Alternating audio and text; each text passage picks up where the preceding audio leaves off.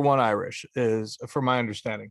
Although perhaps partially Swedish, depending on where Monsieur Blattner came from. Blattner. There was a controversy that 23andMe solved, whether or not he was his dad's kid or his stepdad's kid, because the timelines of the mom getting together with him were such that it was unsure. But Blattner, the original dad, is the original dad, basically. This is what we have learned.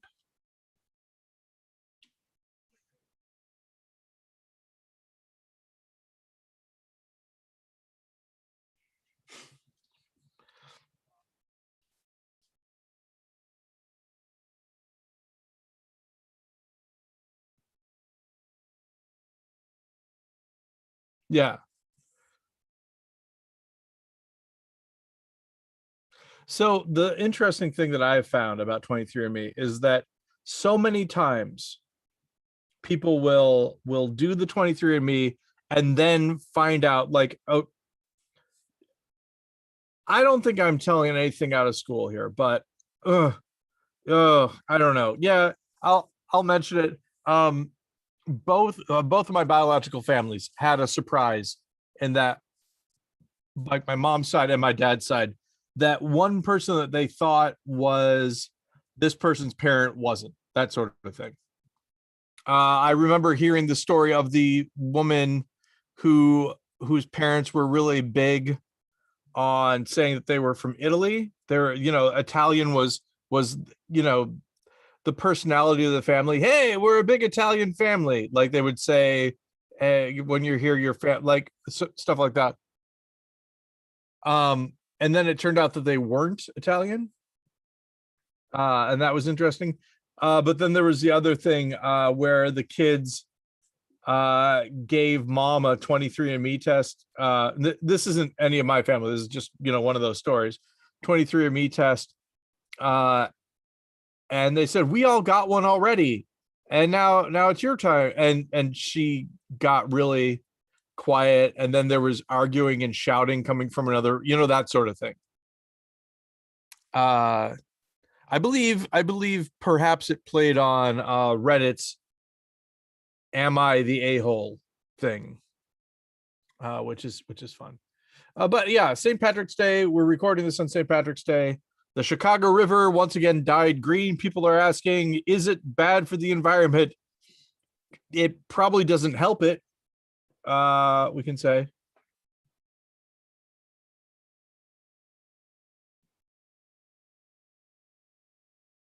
Now, one thing I will say, for those of us for people who are watching on the live stream, I can't imagine that there are any, but if there are, the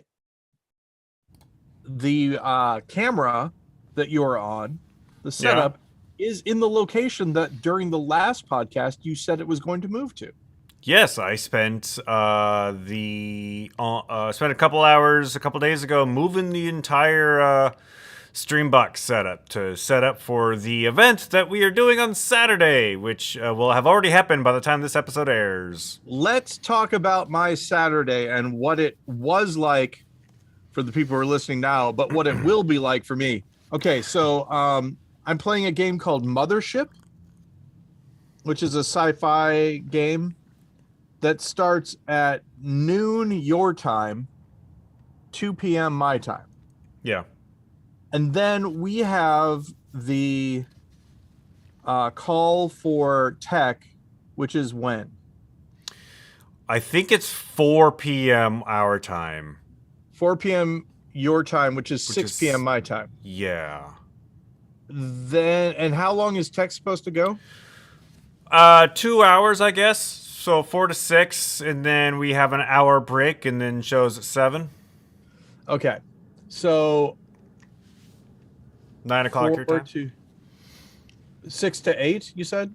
So, yeah, tech will be from 6 to 8, and then you have an hour lunch or dinner break, and then shows at 9.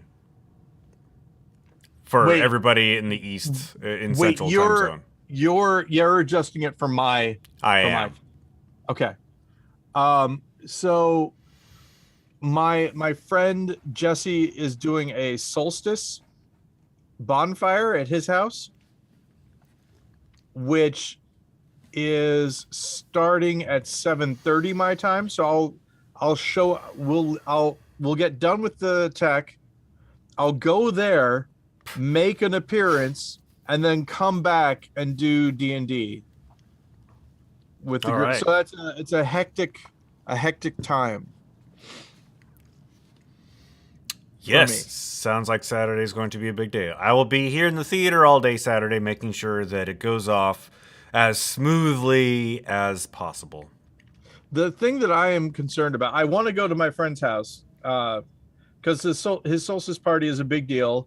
He burns his Christmas tree and stuff. It's nice. All right. I hope he takes it out of his house first. Oh yeah. But it goes up like a torch. It's pretty amazing. Yeah. But I also, you know me, I'll be nervous the whole time. What if I'm late for the thing? The show starts at 9 or call is at 9? The show starts at 9. We stream at 9. Yeah. We ride at dawn. So I have to be back here by 9. Before that, preferably. So like, I don't want you sitting down in your chair right a minute before we go on. Yeah, you know? yeah. We'll have to see. I might have to. Yeah, we'll see how that works. I might have to drive up there in a separate car from Betty and Jennifer and just show up and say, hey, see you guys. I gotta go do a thing. Yeah. That'll be good enough. If I stay there for like a half hour.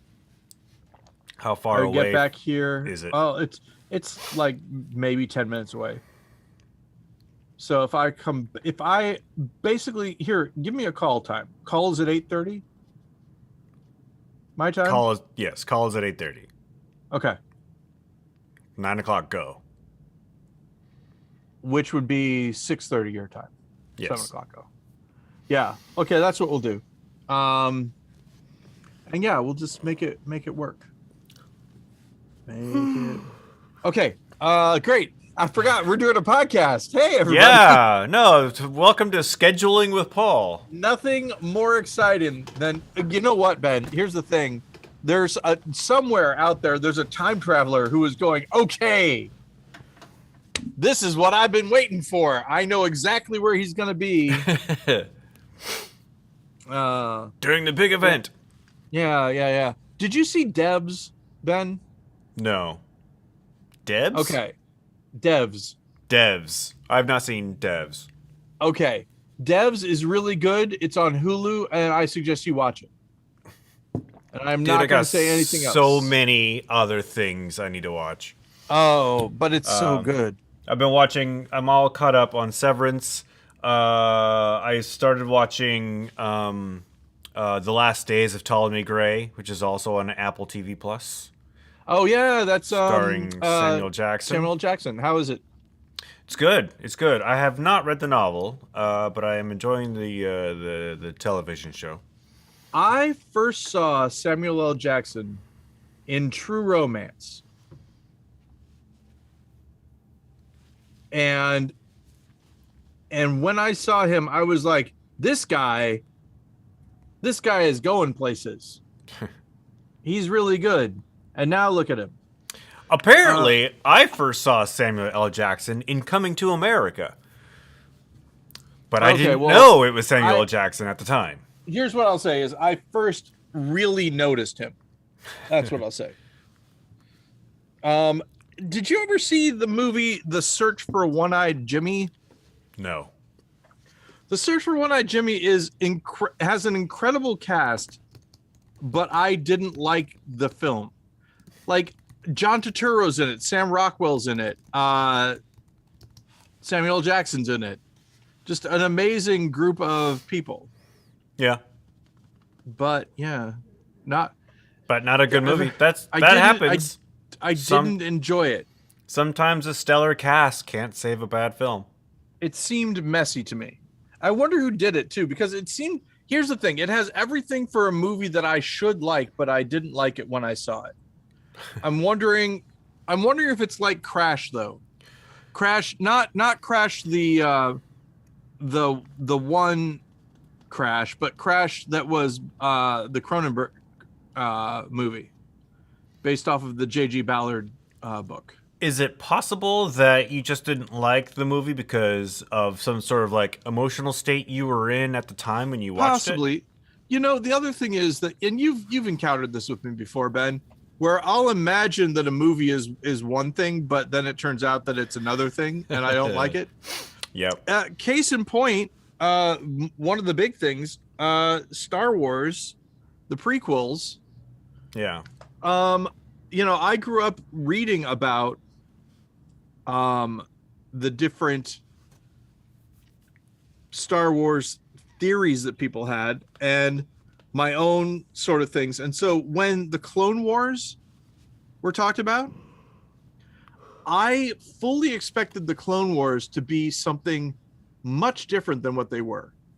I thought the Clone Wars were going to be like there were multiple clones of multiple people and they were all fighting each other and like impersonating people and you wouldn't know who was who and stuff like that. A little bit more complicated. Yeah, like a Philip K. Dick kind of thing more than a George Lucas sort of thing. But, you know, like I said, THX was good. Did you see that film? I've never seen it. THX 1138. Yeah. Yeah, it's George Lucas's famous student film. His student film that was in my opinion really good. And you know, he did a lot of things that I really liked with it. The use of security footage, kind of, and weird vocal effects and stuff like that. Sort of new, not something that I've seen in a lot of places. I wonder where you can find that these days. What, THX 1138? Yeah, is it streaming somewhere? It might be. Should be. I would think IFC might have it, for example. Yeah. Unless he won't do it. I don't know. There are lots of calls to boycott Disney right now because of their backing of the stuff in Florida. Yes, they have contributed money to the politicians who are pushing the, quote, "don't say gay" bill. In fact, Disney had a walkout, an employee walkout this week. Might have even been today or yesterday, of the employees that are protesting. Yeah, I really just, teachers already have it very hard. The idea that you're putting a barrier between them and the kids that they're supposed to be looking out for is crazy. Yeah. In the same way, there were some students who, you know, when I'm not some students, but some teachers who, you know, when they were talking about that the teachers should be armed. There were a whole bunch of teachers who said this thing, which I remember that's really, really good. I think one of them might have even been a veteran who said this. He was like, we teach these children, we form relationships with them, and you're telling me that I'm going to have to shoot one of them. That is not going to happen. Yeah. That will not happen. I think the reason I think it was a veteran is because they were talking about the whole thing about how in war, even, it's hard to get people to shoot other people. Oftentimes. So, speaking about which, hey, we're still in the middle of a war. Some people are calling World War III, even though the world hasn't caught up to it yet.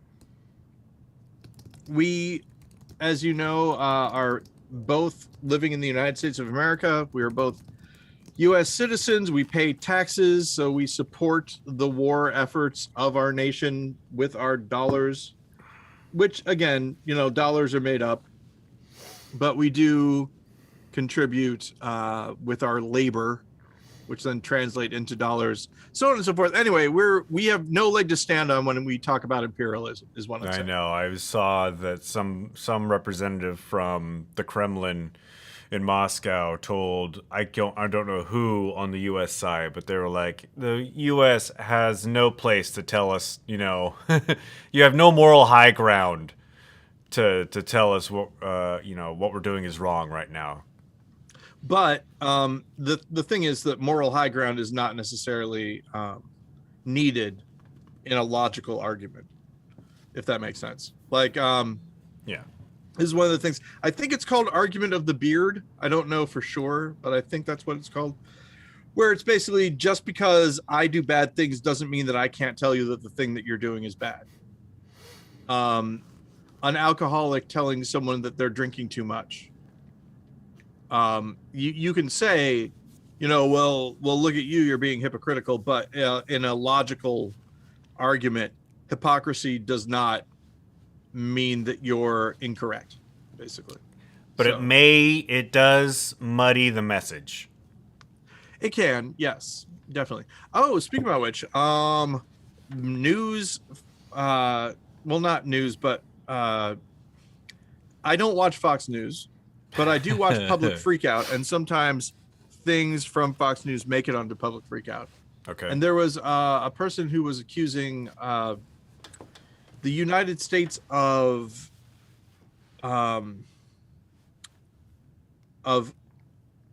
forcing Vladimir Putin's hand, like that we did something.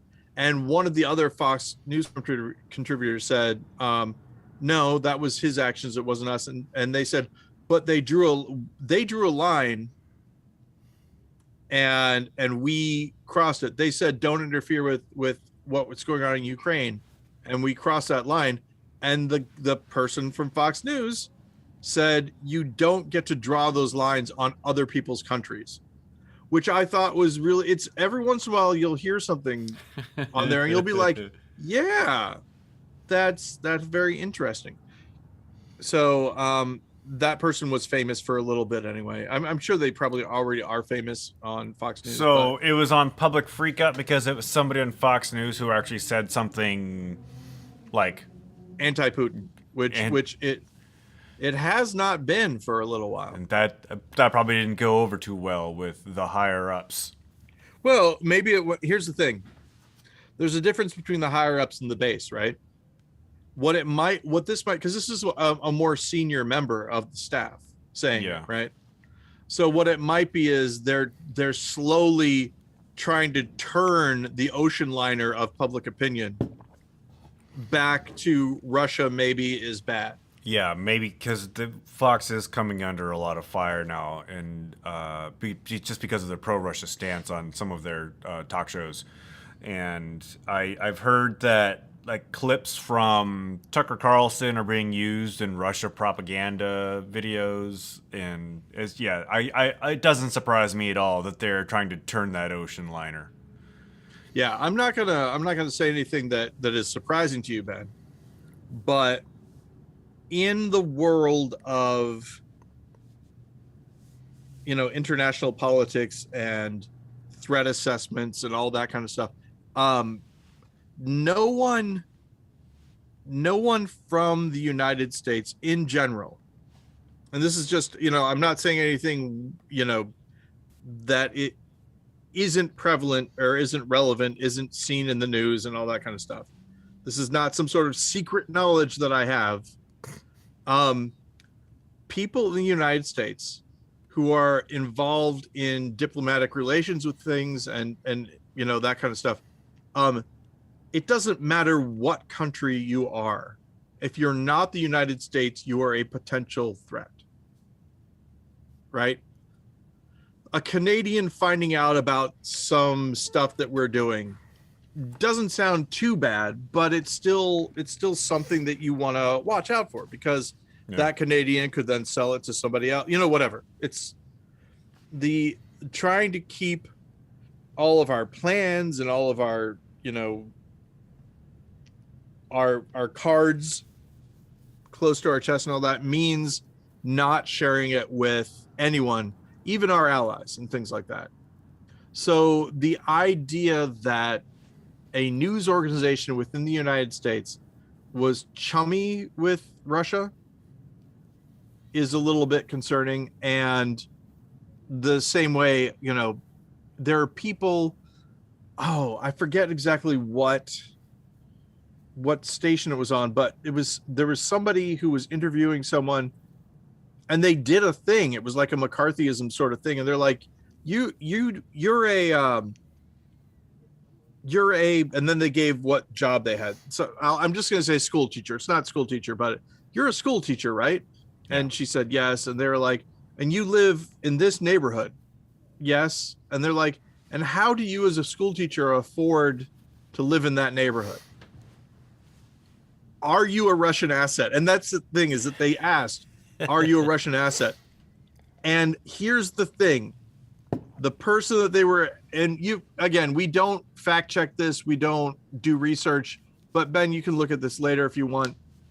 You listening can look at it. Just look up, are you a Russian asset on Google, and maybe it'll show up. Of course, I saw it on Public Freakout, so I don't know what program it was on. I just saw this clip. Never said no. Why would you think I'm a Russian asset? Yeah. How would I go about doing that? What are you saying, that this is some sort of TV show and I'm like, I've been recruited by Russia? All these things, but never, no, I am not a Russian asset, which was interesting. Because that would have made the Kremlin upset. Yeah, maybe the check didn't clear this month. The check didn't clear. But that's it's an interesting thing that I've noticed, Ben, in my professional career of dealing with business people. People don't want to lie. They have a hard time doing it sometimes, and so they will simply not answer your question. There's I think it was I was watching a video of a lawyer, and he was talking about the tells that people give when they're lying.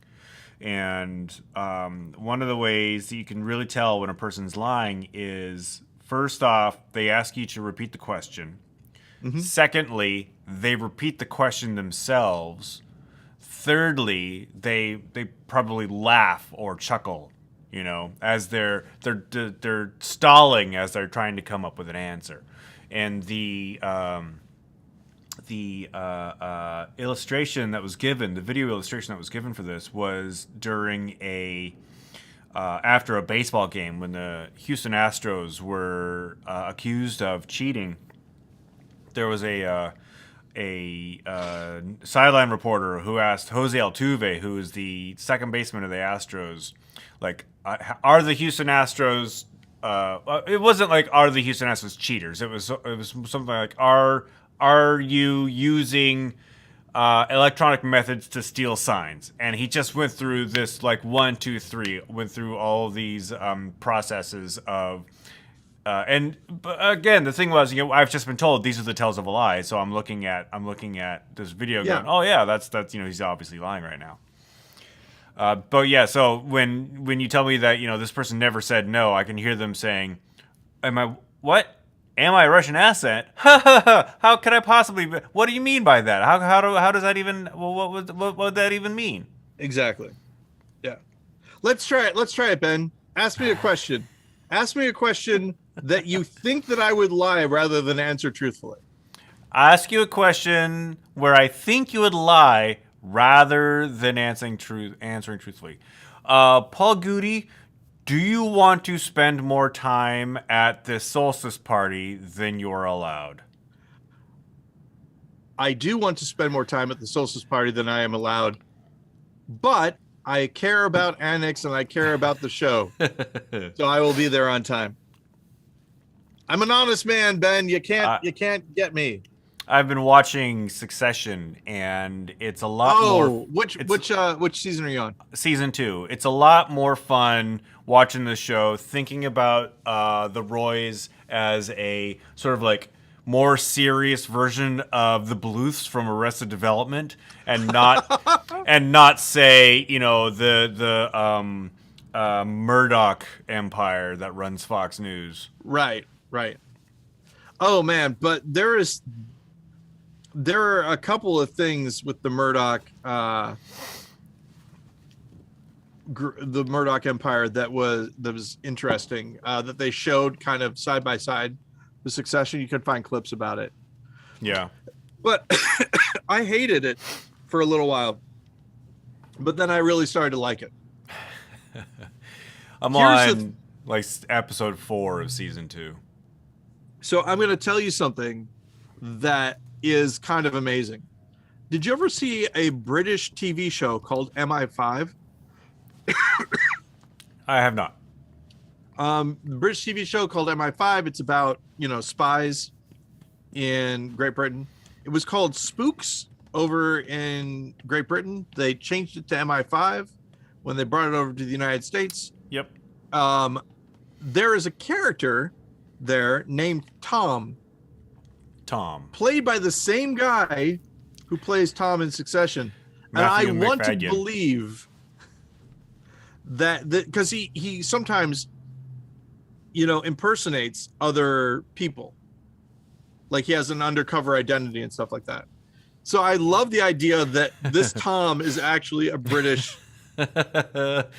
He's found himself married to the daughter of this media mogul, and Yeah. now suddenly is the is head of the news division.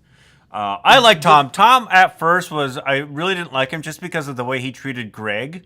But Tom's really starting to grow on me. He still has, like, even I'm like a third of the way into season 2, so he's still doing some reprehensible stuff. But there's some moments where Tom's like, he's not such a punching bag. He actually will stand up for himself. Yeah, I'm not going to tell you anything about anything, of course, shouldn't. but Tom is a character that when you kind of pay attention to where he's at and what he has to deal with, you start to, you know, kind of feel a little bit for him.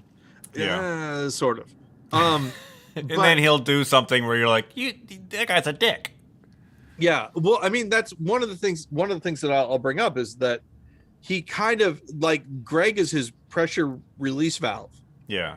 You know, he's mean to Greg. He's been nice to everybody else, and then Greg comes in, and he's just awful to him.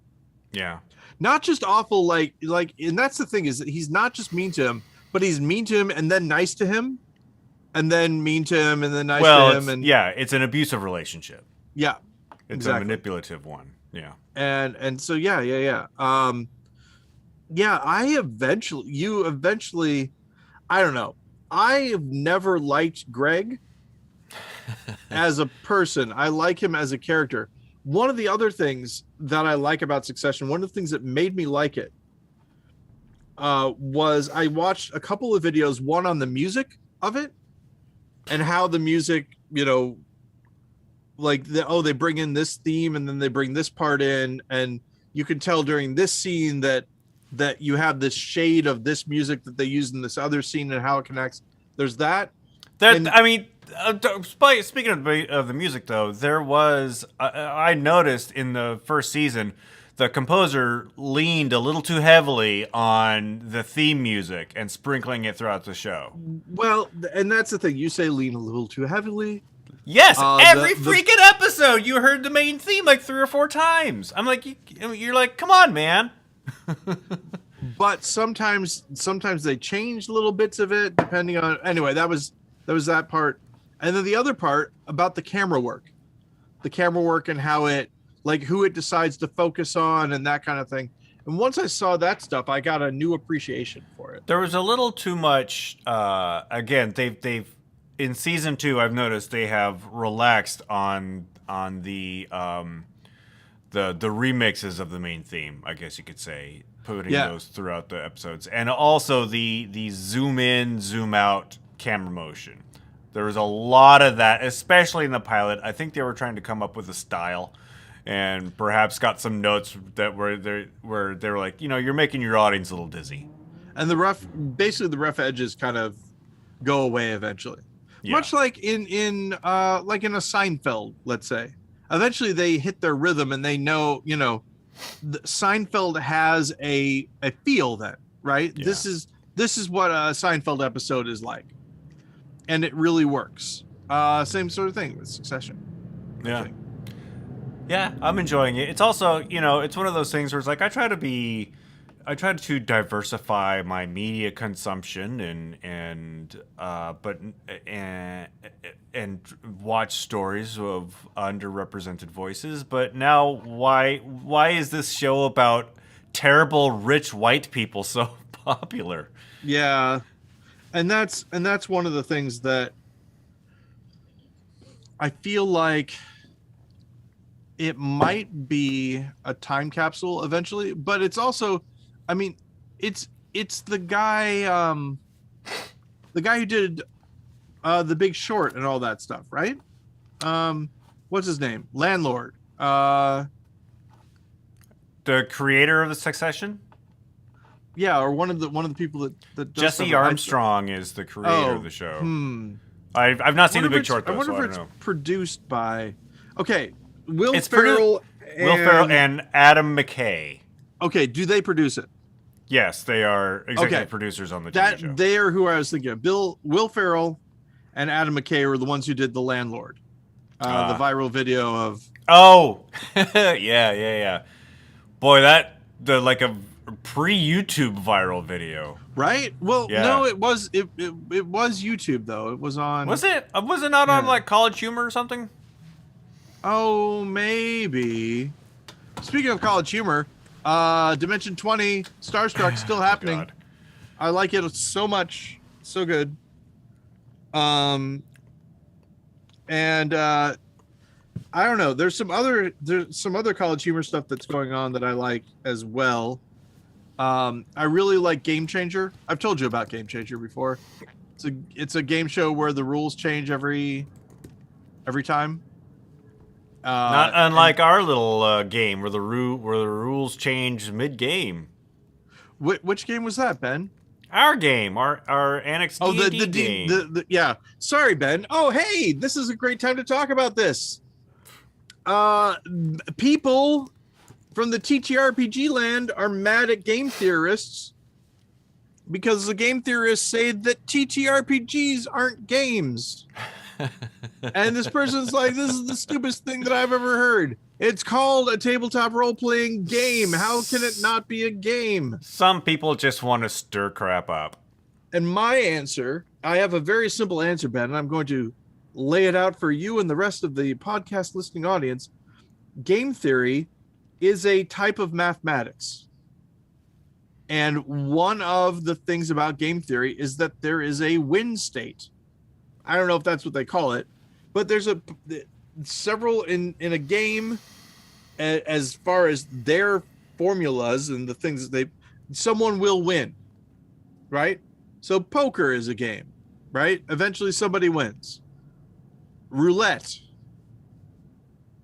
Other games, baseball, football, all the sports, Ben.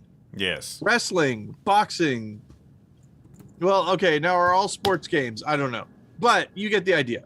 If by that definition that somebody wins, then maybe not, because you can have a tie in a sport.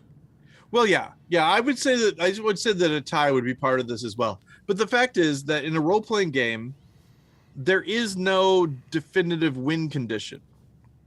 Right? It's more of an art form, if you will. It's about the journey. It's I would say, Ben, that role-playing, this is my own personal thought. I'm sure that someone else is, I'm not saying that I came up with this, but this is how I feel about it. I feel like role-playing games are a form of theater, more closely a form of improv. Yeah. And you don't win. Well, it's storytelling. Unless you're doing comedy sports, and I don't do comedy sports. Is storytelling a game? So yeah, I would say no, right? No.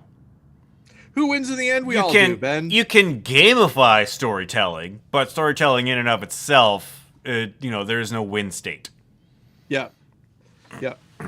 The win state is everyone has a good time and they become friends. Nobody gets mad at you for telling a story. I'm still thinking about the concept of moving, looking around at all the stuff and how I would do that. Here's the other thing that I've started realizing. I can look up towns now, right? So if I don't want to live in Seattle, right? Yeah. Because it's too expensive, and I want to move to a small town near Seattle, I can actually look up how liberal is this city? How liberal is this town? What's that kind of thing. Is that a metric that you're going to use to figure out where to move? I believe so. Yeah. Well, here's the thing.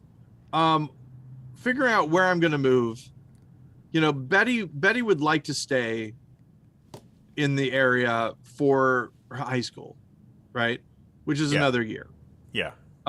If I have to move before then, I will, but I would rather not.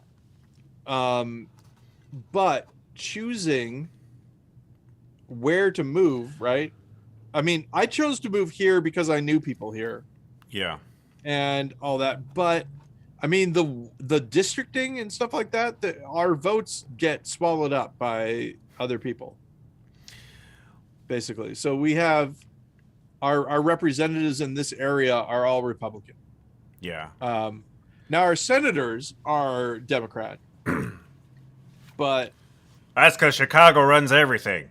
Yeah, Chicago also pays all the taxes. You can also, you can also look at it like, do you want to be, a lone Democratic voice in a Republican stronghold where your votes don't really matter? Or do you want to lead the charge and help try to turn and flip a district?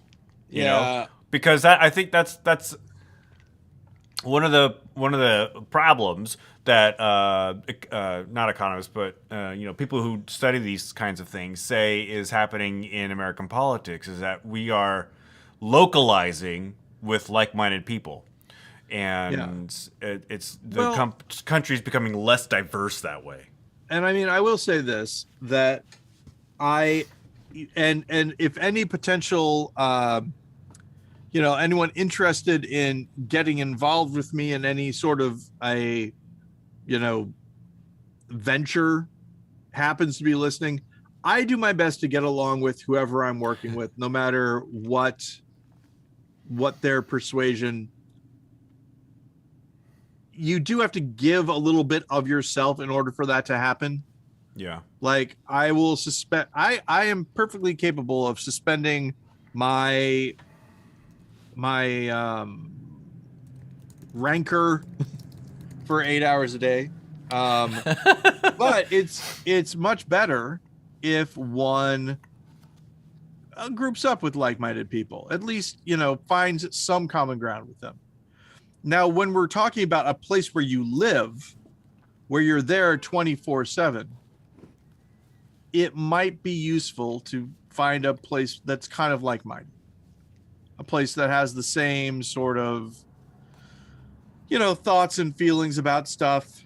And so that's where I'm kind of looking for that sort of thing. So for instance, like if you look at, say, Colorado, right?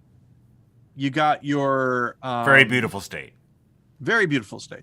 You got your Denver, Colorado. It's a pretty liberal, big city, right? It's a metropolis. Boulder, Colorado, very liberal. I don't know. And you've got your Colorado Springs, which is more conservative. They say sometimes that Boulder and Colorado Springs balance each other out. But no matter what, you're still in Colorado, which is nice.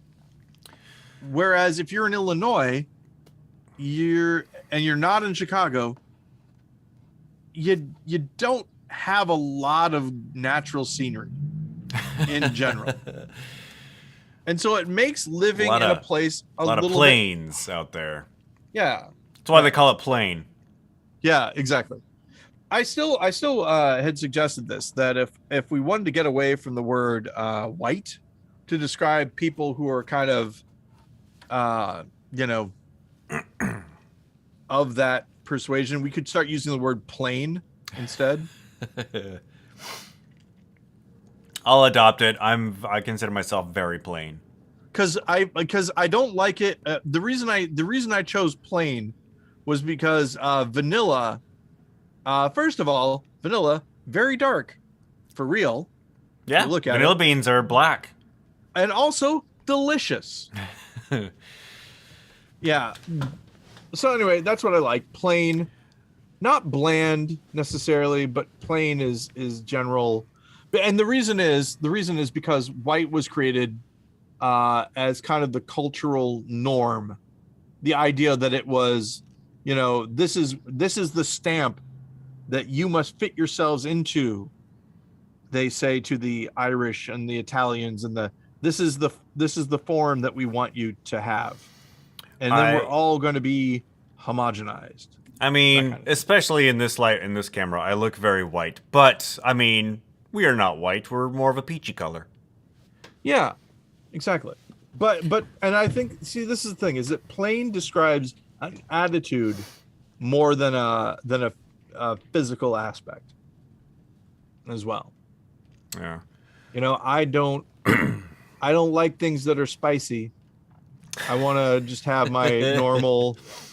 I don't know. But Paul, if you have to move, but you're looking at where to move, why don't you just, like, I'm assuming that you're deciding where to move based on a job that you're going to have.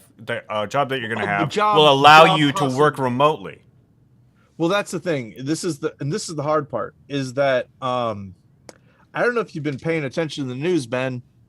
It is no longer that way. It is very difficult to find jobs that will allow you to work remotely.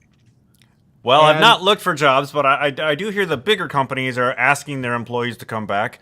And yeah. I do hear that you're not going to lose your job if you say, I want to work from home. I have not heard that. I'm not saying that's not happening. I have not heard those stories. And I find it very hard I find it very hard to believe that a corporation will, be that hard-lined about it, seeing as how we've been successfully doing it for 2 years. I'm going to give you a hypothetical. Imagine there's an old man, and yes, he's an old white man, Ben. And he's says, an old plain man. An old plain man, Ben, and he says, I want to see the people that I'm paying working. I want to make sure they're on the job. I do not want screwing around. Hear a voice on the phone telling me that they're doing something. I want to walk around and I want to see them. That's kind of, I believe this is what we're running into. Anyway, all I'm saying is I don't think that you should get too down on any job prospects based on the fact that a lot of people are going back to the office. I think it's still very feasible to find a job that is fully remote these days. I would love it. I'll just say this, Ben. I am pursuing opportunities,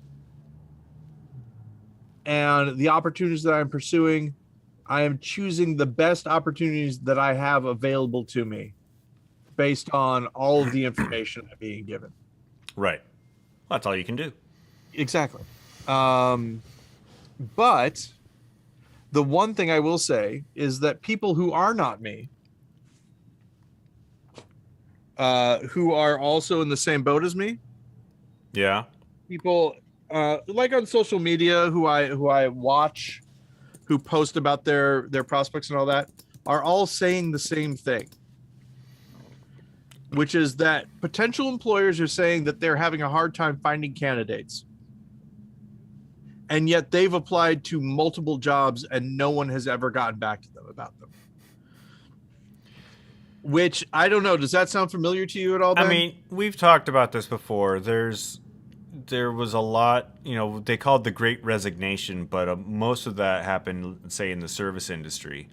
Yep. I do not know how the job market is for qualified professionals in, say, tech or Yeah. in other, sort of high educated roles.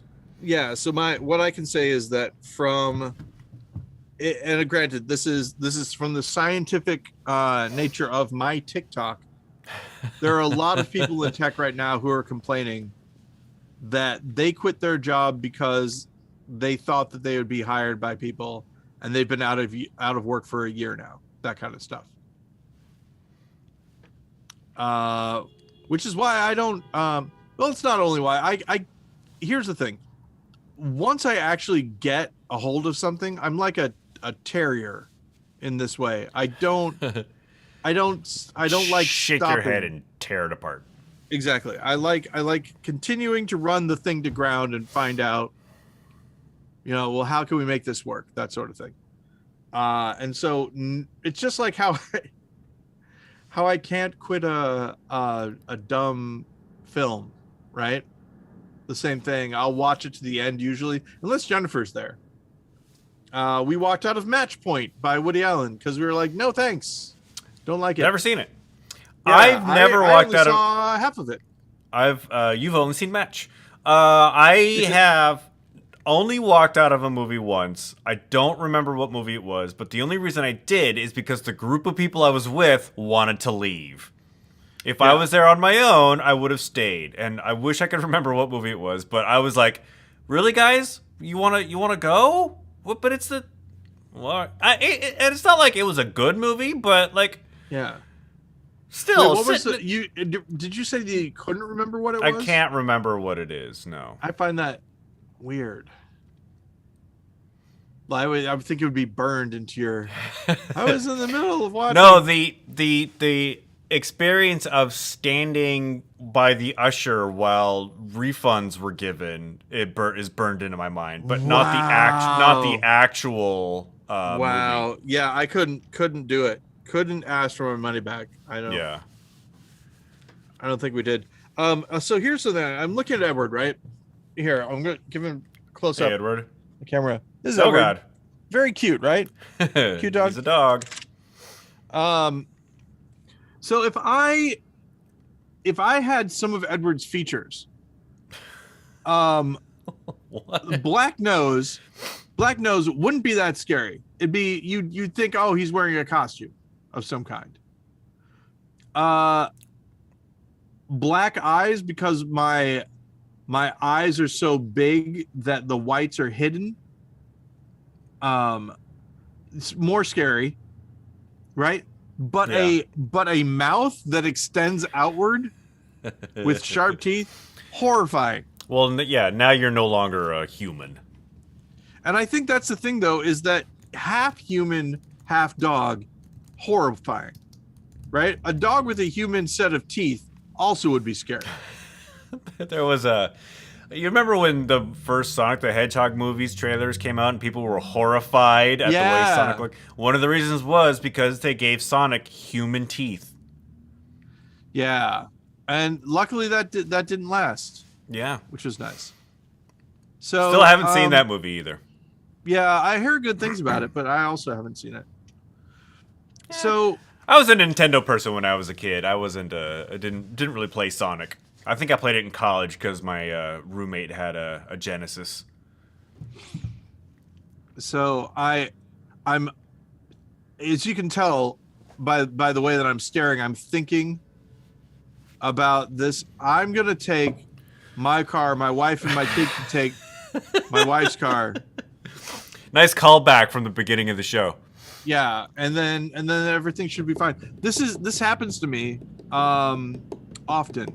I think here. Have you heard, Ben, that the DSM-6, which is going to be replacing the DSM-5 eventually, the rules for what is autism is going to be the rules are going to be revised.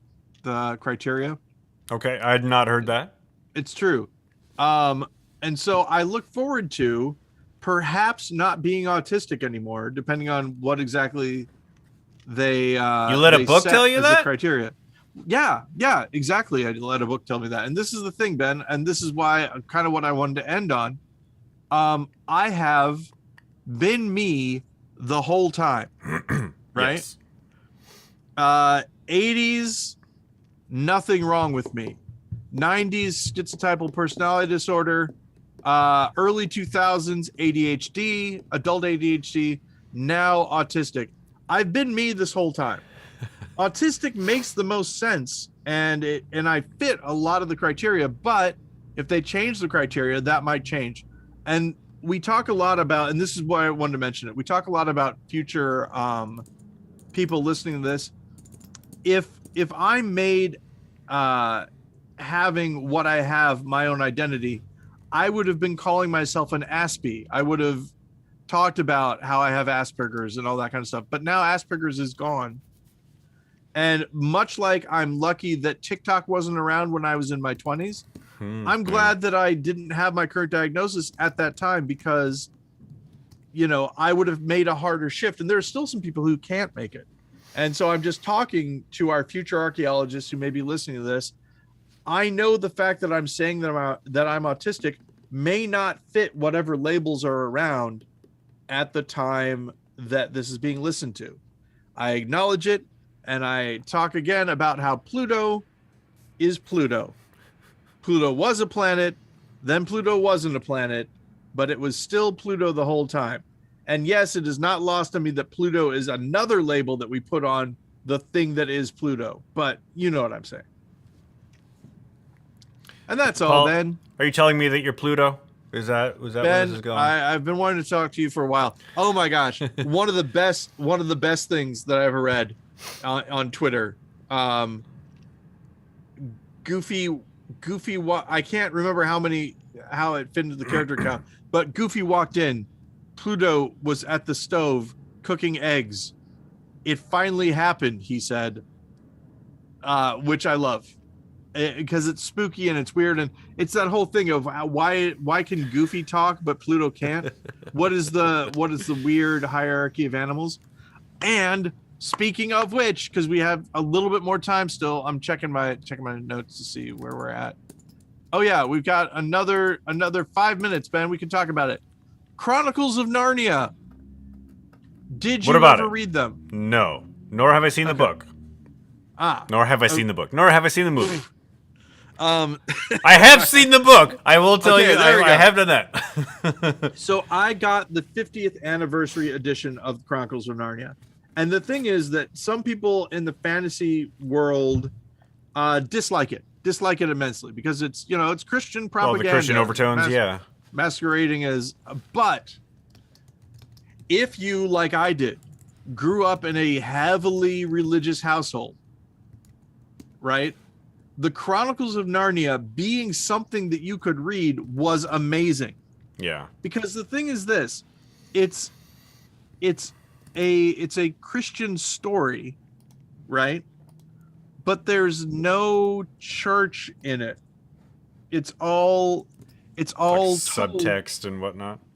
Well, not even in the basic thing. This is what C.S. Lewis, author of The Lion, the Witch, and the Wardrobe, and all the other Narnia books, said that it's not an allegory. He was imagining what the Christian story would be in this other world. So it's still got the same rules and things like that, but he's telling it's you've frozen on me. I don't know what's going on here. Now you're back. He's telling it as his own story is the way. And he was very adamant about that. Now, was he adamant about that because it is a ham-fisted maybe he would have had time to have thought of it by that time, but I agree with it. And anyway, I love the books, and the chance to read them again in a pristine volume with amazing illustrations and stuff like that is really great. And you can also read them with 40 years of context behind you. Exactly. This sucks. Why isn't anyone killing anybody? Actually, people do kill. But the reason I mention it is that there is a thing where there are animals that talk and animals that don't Right. in the world of Narnia. Much And like one the of the Goofy versus Pluto question. right, exactly. That's why I thought of it. And one of the big scenes in this is that this guy is eating at this palace of this other person, like this. I don't know if it's a king or a baron or what, but they're eating and they're talking, and one of the guys says, "Do you remember how it looked at us and said, 'Please don't kill me'?" And he realizes that he's eating a talking animal, and that horror and the feeling of it was just visceral and kind of amazing. And again, this is one of those things of like the time passing faster in Narnia than it does in the real world. Stuff like that, all the different things that it made me think about as a kid. Pretty great. I never thought about this until now, but I'm wondering if Goofy is to Pluto what humans are to chimps, and so if there's so Goofy's just a more is like they're from, they have the same ancestors, but they're different lines on the genealogy tree, right? And so I'm wondering if there are more Goofies in that world. You got some who deny that evolution, and they were like, well, if we're descended from Plutos, how come there are still Plutos? Yeah, exactly. And it's like, no, Pluto and us had a common ancestor. Although I do like the idea of a Planet of the Apes, but it's Planet of the Plutos, and they're all Plutos, and they all can talk. And then Goofy's there, and all the other Goofies are just dumb. Get your paws off me, you damn dirty Pluto! Yeah, exactly. Well, get your paws off me, you damn dirty Pluto. Gorsh! What does that statue mean? Well, would Plutos make a Goofy that can talk? It's been Disney World this whole time? Oh my God. That's it, man. That's totally it. That's totally it. Oh my God. It's what is it? Cinderella's castle? Which castle? What is the Oh yeah. Sleeping Beauty's castle? Sleeping Beauty's castle? It's you maniacs. You blew it up. Ben, this is awesome. What a great way to end this episode. I love it so much. All right. Thanks, Ben. Hey, between now and when we talk again on this podcast, keep it wrong. Yeah, keep it wrong, and I'll talk to you. Actually, I'll talk to you on Saturday, but for our listeners, I'll see you next week. Exactly. See ya, Ben.